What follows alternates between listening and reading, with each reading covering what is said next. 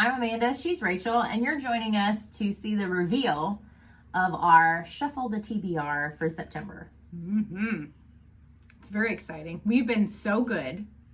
We haven't talked about it. It's probably about killed us not to talk about the what books we're reading. And I've had to actively not drop hints and stuff. It's been real tough. Real tough. So, okay, as a reminder, the way that the Shuffle the TBR works is that whatever book was at the top of our to be read list, we revealed to each other, and then the other person tried to convince you to put their recommendation above that. So read the book they wanted you to read instead of the book you had next on your list. So we each had books that we were planning to read, and so we're going to reveal if the other Book Maven was successful in convincing us to switch and shuffle our TBR. Okay, Rachel, why don't you remind us what was at the top of your TBR? The top of my TBR was A Deadly Education by Naomi Novik.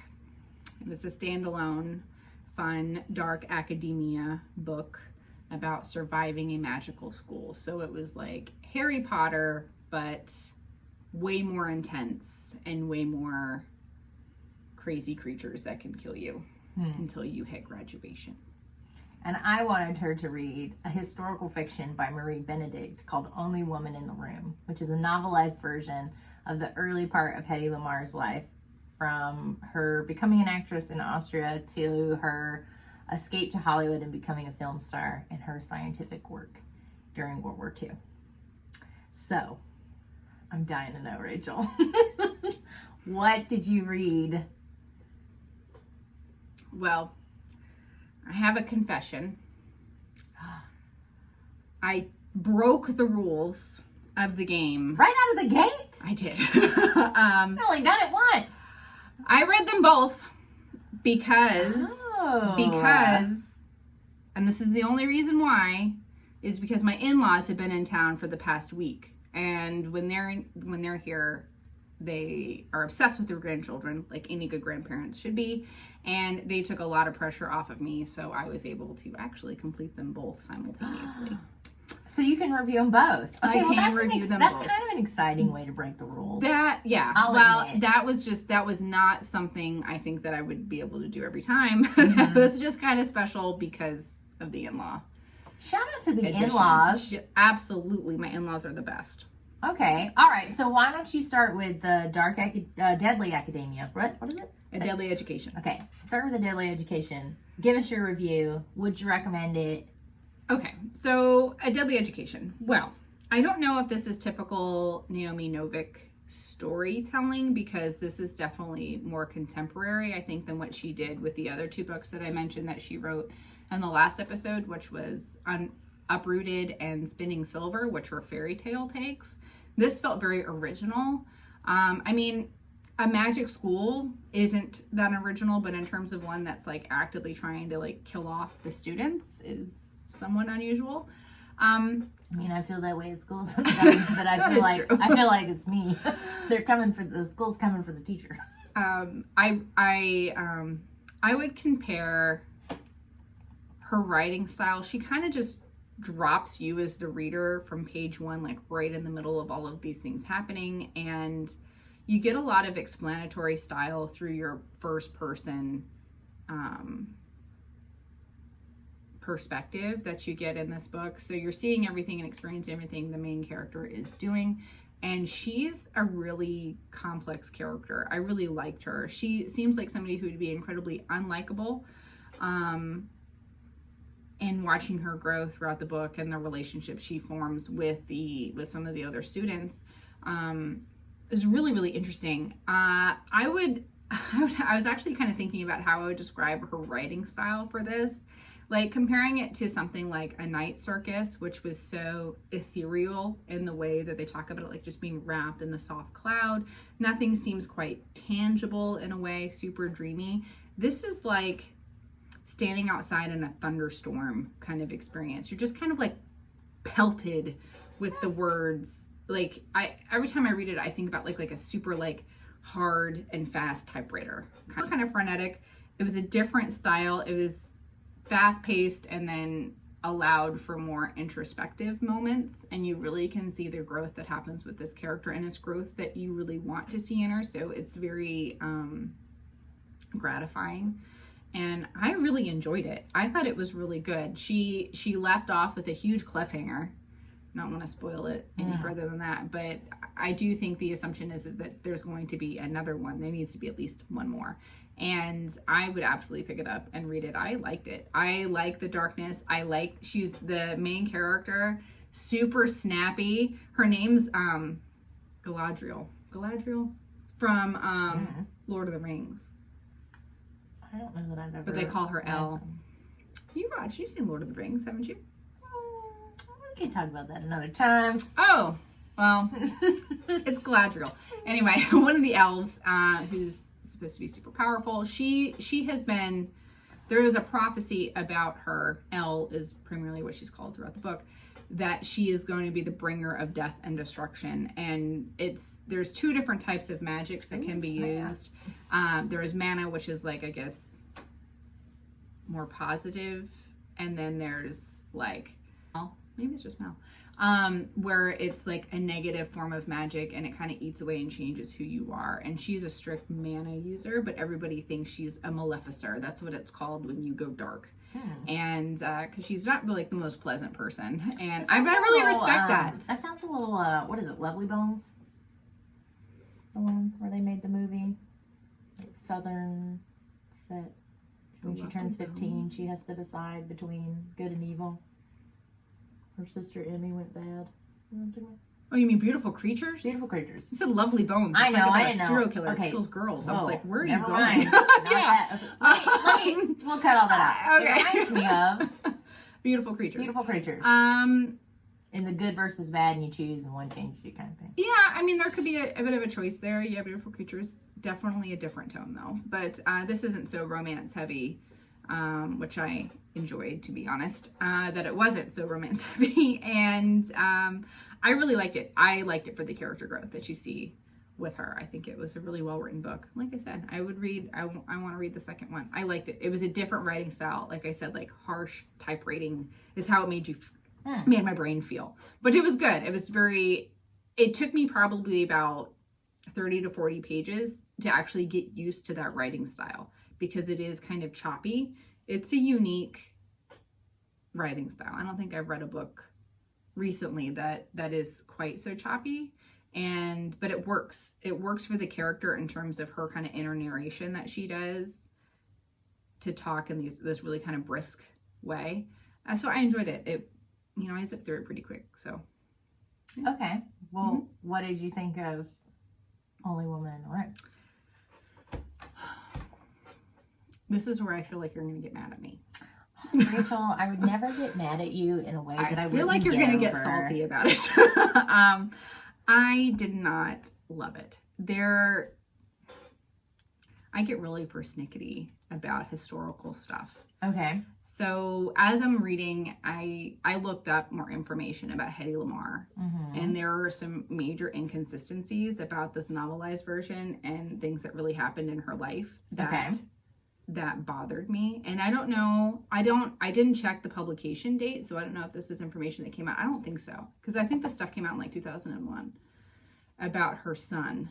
In the book, it has it where she's adopted this World War II orphan. That's her actual son. She got pregnant by this guy whose last name is Loader, and then when she married her American husband, so her second husband, after she divorces Fritz, her abusive husband, in Austria, when she comes to America, she was actually pregnant with this other man's child, and they got married, and kind of like she went away and hid the fact that she was pregnant, and they came back saying they had adopted this child together. And then her third husband is the Loader guy. And then they have 2 more children. So she had 3 children biologically.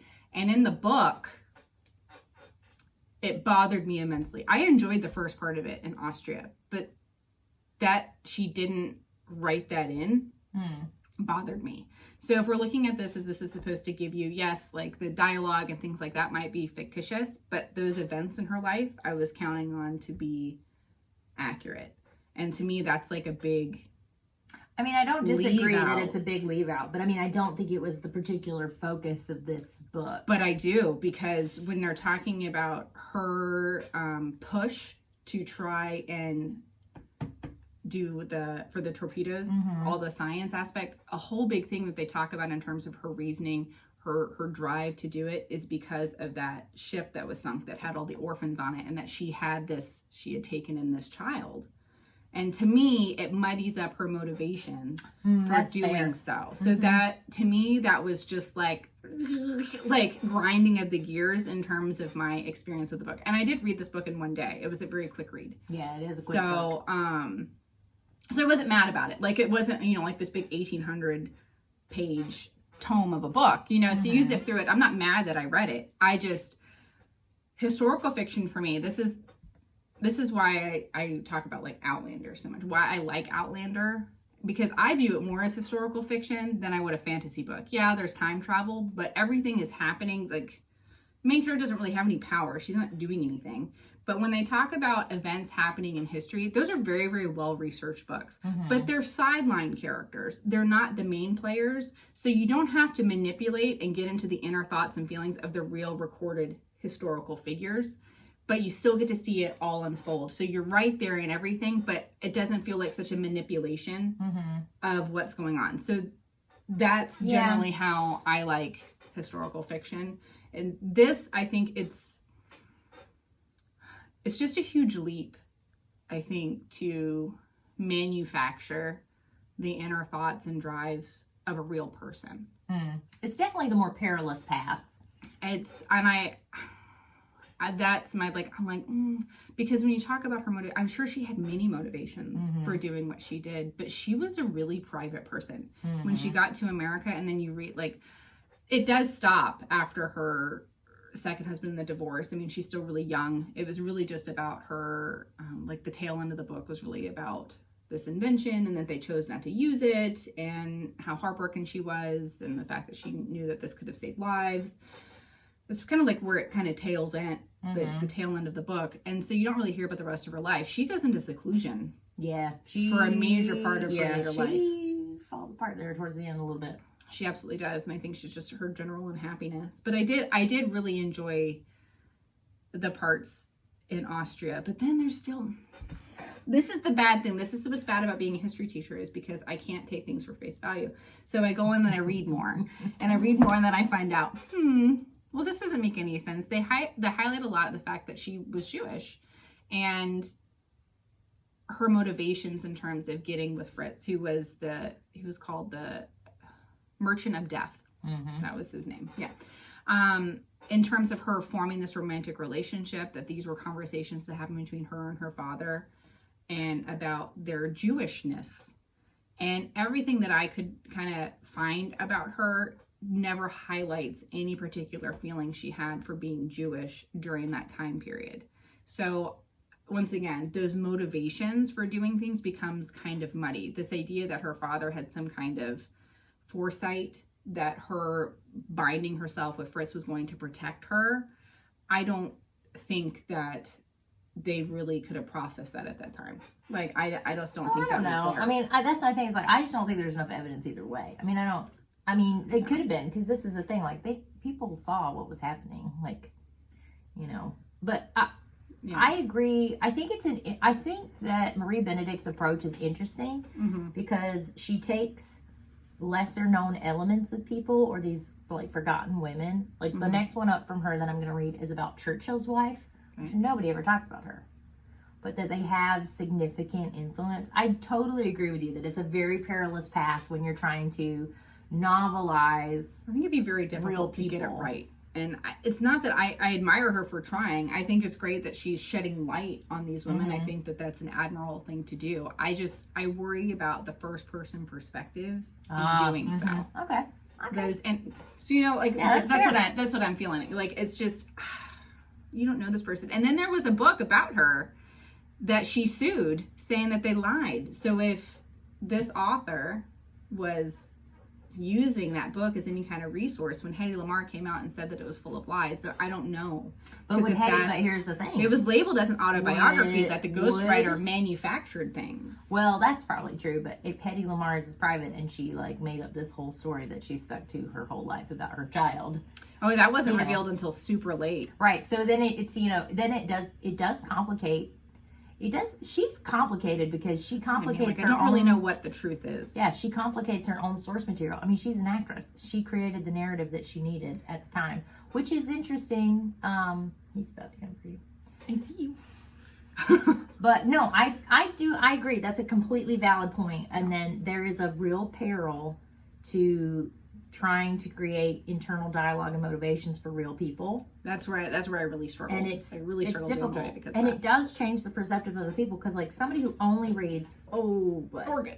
Only Woman in the Room is going to have a very different version of Hedy Lamarr than somebody who's like actually watched or read like a historical telling with sources and interviews, like actual, historical research. I think it's a good jumping off point if you wanted to learn more about her from reading this book. That's great. I worry about the casual reader who then thinks that this is super factual. But you did do the intent. Like you were intrigued and started looking up things on your own, which I'm a history. I know, so, but that's what you kind of hope. That's what you always hope people would do. Yeah, I always worry about misinformation. So it's just like if this is what you really thought, and then somebody says, "But that's not what happened," and you're like, "But I read this book," and then you have to say, "Well, it was historical fiction," and then I worry about people kind of getting not judged, but just like, well, maybe you should have.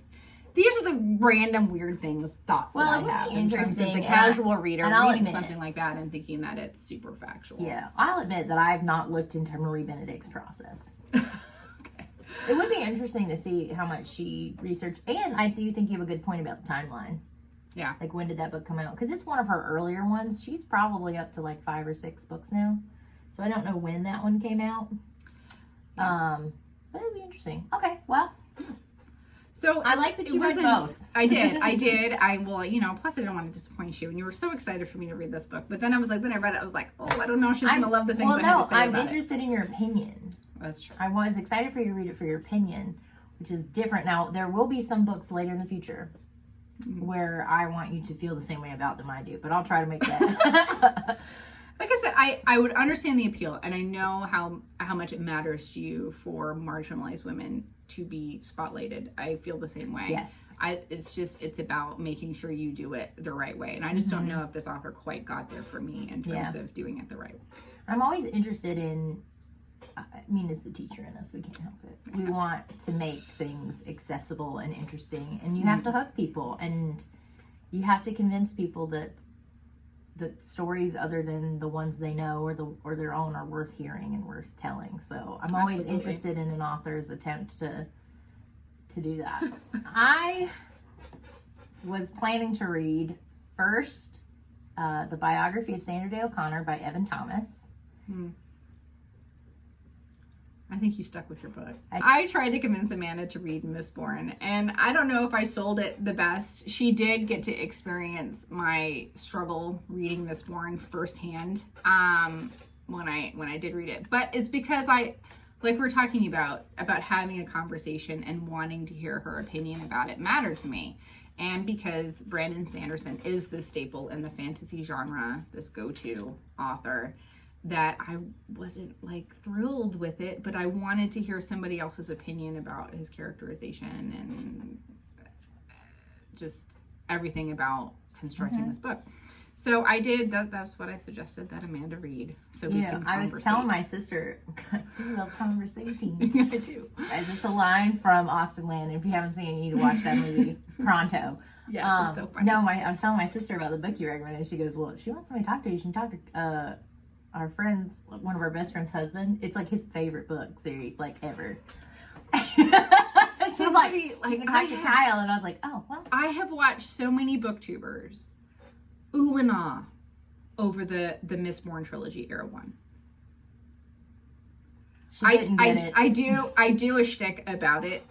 To me, should I have them do it? I don't have any points. Do your shtick. Where I said, if you want to know about Mistborn, close your eyes and imagine just the super dark, kind of foggy, misty streets, and then hearing somebody drop a pocket full of coins on the ground.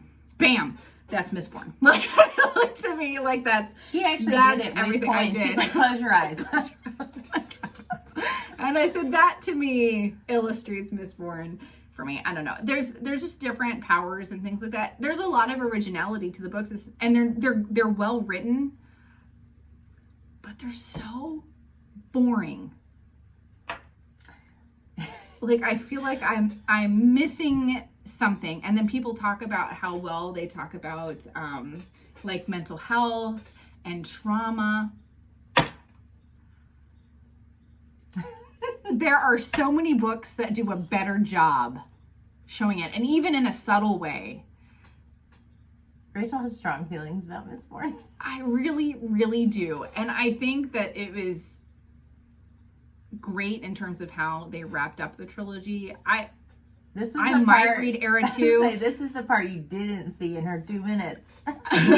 That, yeah. Well, I didn't want to, I mean, she got to see all of my Irish. Literally, I like laid myself across her desk saying, why am I reading this? So, like, more than once. Yes. So she read all 3. I did. I'm not a quitter. No, and I kept telling her, you should just stop if you're not having a good time. Just quit. Because Sanderson is such a topic of conversation, and I always felt that we should cover Sanderson just because of that if we were going to do more fantasy, that it was important to me. I don't believe in participating in a conversation about a book that I haven't read. So I had to read it, and I will read it, and I will attempt the Stormlight archives, which are enormous. Oh. They're enormous. Like one book, enormous. And I will do it.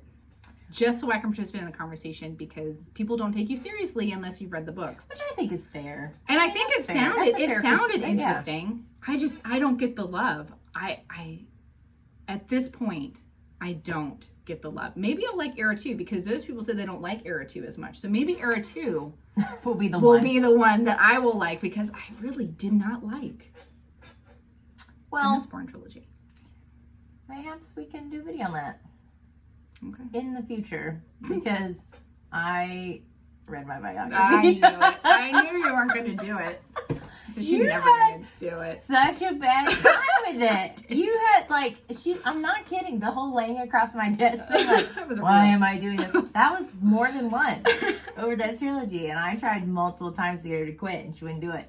So, I won't quit it. As gracious as an attempt as you made, because you want my perspective, it did not lure me away from my anticipated biography on Sandra Day O'Connor. That's fair. Sorry. Plus, one of our lovely commenters also expressed interest. That's true. I think I saw that, and I'm like, girl's definitely going to read that book now. True. Yeah. Okay, so I did. I read, I'm kind of mixed about biographies. A really well done biography, I think, can be exceptional. But for me, it's all about the research, right? Sometimes I love your book. This is one we actually have in person. I actually have in person. Yeah. There's oftentimes when people really, they put in a lot of their own commentary in biographies, and I don't really like that. I like you to stick pretty close to the source material. That is fascinating, considering. I know, but here's my thing. That's fiction to me. That's not biography. Okay. Like, for example, I read, and I cannot remember the author at this moment, and I read a biography of John Quincy Adams, and the author just started speculating about how they thought he suffered from depression or anxiety, some kind of anxiety disorder, but then stopped the book to go into this really long dialogue about how that is currently treated, medication, therapy, all this detail, to eventually come back, like almost a chapter later, it felt like, and point out that he wouldn't have had access to any of those things. Now, could that have been a true fact? Sure. Could you have speculated on that fact with enough evidence? Sure. What in the world does current treatment have anything to do with the biography that you're telling me right now? Like this, there was no, I hate stuff like that. But this, I will say, the author, this author has done a lot of, there's a lot of places where they report interviews that they had done with people in her life, with other Supreme Court justices. So they've done a lot of firsthand research, which I enjoyed. I will say it's a pretty overviewy type book. It moves pretty quickly. It has it has excellent sourcing and notes in the back, which I always love. I mean, this is the references. This whole piece of the book, it's just the notes and the references, which I love. And it's I thought it was really, really interesting. And in terms of just an overview of her life, I would say this is probably top tier. And then you could go more deeply into many aspects of her life, her rulings, her post-judgeship life, her family life. But I think it gave you a pretty good overview of her as a person and the way that she navigated her way up to that, to be in a position to be the first woman Supreme Court Justice. It talks a lot about how she was a real kind of compromising force. Like, she understood that for there to be more women, she had to operate in such a way to kind of allow that. She was the first, but she by no means meant to be the last.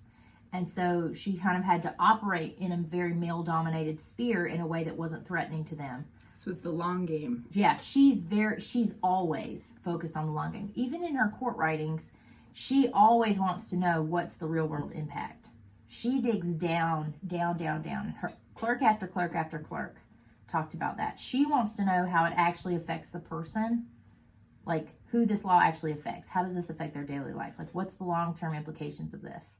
And she goes deep diving into how this actually affects people. And her family story too, like with her husband who suffered from dementia, and that's actually the reason why she retires from the court, which I knew before this book. She retires from the court to care for her husband who has Alzheimer's, and it just progressively gets worse until he has to be in full-time care and those things, and then her life after the court. It's just really beautiful. She, to me, the way it read, she found the way to kind of have it all was her attitude, that you can have it all. You can have a family, you can have a career, you can have this great impact on people, but it required her to sacrifice and prioritize different things at different moments in her life. And I thought this biography did a really good way of highlighting it.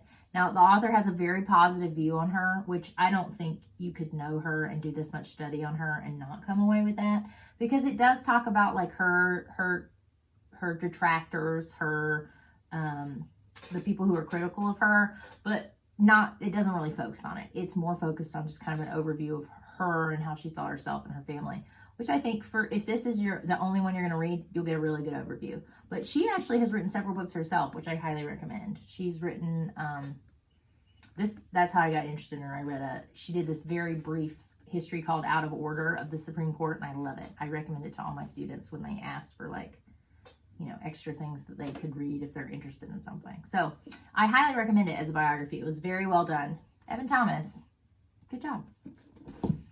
And maybe one day in the future I will read Mistborn. When her life depends on it. I mean, that might be when it is. Well, or when we decide that we're doing it for a project for real. But I will admit, you had such a not fun time that I was like, I am not ready to slog.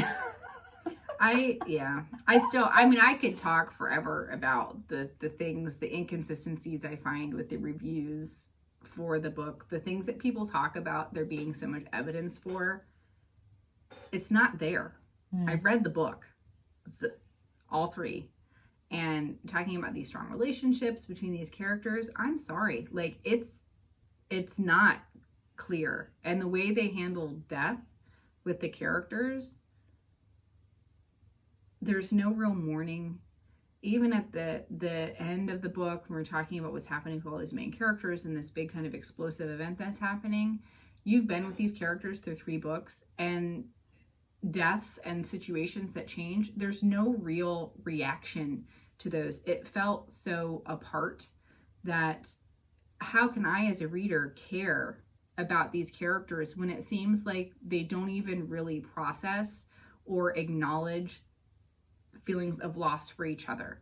So that's just probably more than anything that really bothered me. Like, how am I supposed to care about these characters who don't really seem to care beyond a surface level for each other? It never came across very well for me in the books. So I don't know if I'm just not picking up on something that's so subtle. And I pick up on subtleties. I was going to say, that you're the one of us who would pick up on it. For it not to be there, I almost feel like people are layering things that they think that they've read in there that just isn't apparent. Like they're filling in these gaps. And if you did that yourself, I'm sure they'd be phenomenal to a lot of people. But in the actual writing, it felt very just without those things. I didn't get it in the pages. So I don't know what kind of imaginations these readers have for kind of like creating thoughts and emotions that weren't really there. So I don't know. So in the comments, tell us. Sorry, like I said, I could literally just like, this is why I wanted her to read them, because I feel like there's so much discussion to be had. And the problem is, in the booktube community, is I'm not finding enough discussion of people who are actually being critical of Brandon Sanderson's work. Like, he is treated as like godlike by so many, and I just don't understand. If you think we should read Mistborn and do a review video, let us know in the comments. She's hoping no. I mean, a little bit, to be honest. I didn't sell it very well, but that's what I mean. You could love it. We don't always love the same things. I don't know. I want her to, because then at least we could talk about it, and you all could witness this ridiculous conversation we would have about it. Well, maybe for our next Shuffle the TBR, you could I'm try not going again. to put it, I know. I'm not going to do that. I will Tell me. suggest something else. But once again, I know, I think I mentioned Mistborn before in some of the comments, and I think we've had a couple who have read Mistborn. I would love to hear more about how you guys feel about it. Like, because it was such... Because I can't help her. It had been inflated, like pumped up to such a degree. Like, I was expecting some kind of masterpiece. And I just... Disappointment. I know. But A Deadly Education. I'd give it a read. Short read, fast read. Really interesting style. Like I said, like being in a thunderstorm. This is just rain pelting on you. That's how the words felt. Very frenetic. But so interesting and so different from my previous Night Circus choice in terms of fantasy. So it was definitely a 180, and I liked it. It was good. Yeah. So join us next week. Next week, we're starting our project, the one that we've been teasing out. We're starting our fall project, which we are not going to tell you about in this minute, but there will be a preview video very soon. But next week, we'll be starting that project. So see you next time. Bye.